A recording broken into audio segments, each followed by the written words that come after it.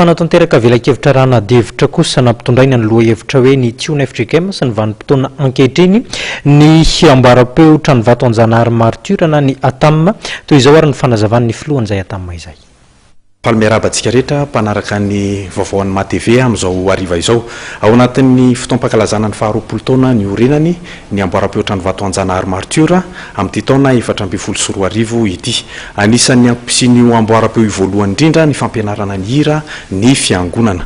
Izany indrindra no antony nahatonga anay hikarakara velakevitra rana devitra izay mahakasika ny hira ao anatin'ny tiona FFPM ao anatin'izao fotoam-pankalazana izao. Ny lohahevitra amin'izany moa dia ny hoe ny tiona FFPM sy ny vanim-potoana ankehitriny. Nosafidiny manokana izay lohahevitra izay satria raha tsy resaka fotsiny tiona FFPM tsika dia fitaovana sarobidy eo ampelantanan'ny fiangonana izy io izay mirakitra hira maro ara-tsolofa entina indrindra hanatanterahana ny fanompom-pivavahana. Ny zavatra tsampa ankehitriny dia tsy dia mbola tena ampiasaina araka ny tokony ho izy io fitaovana io.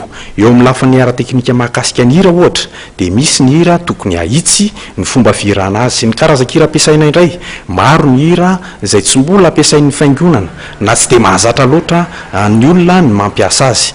Ka fotoana iray io fotoana io izay andrenisantsika ireny karazan-kira tokony ho ahitsy sy ireny karazan-kira tsy dia mbola fampiasantsika loatra ireny.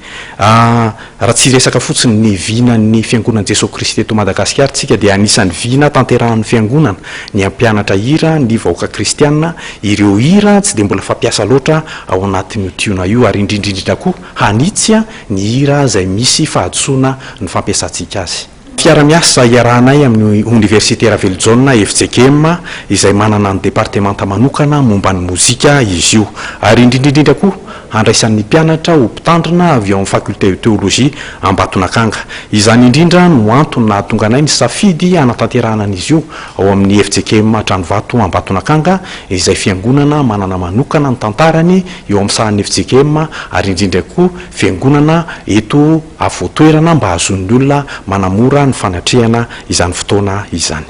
Ny fotoana dia mizoma ho avy izao 3 Mey 2024 amin'ny 9:00 ao amin'ny FGM Tranovato Ambatonakanga. Manasantsika vahoaka kristianina Tsakanavaka ho tonga amin'ny fotoana zoma io.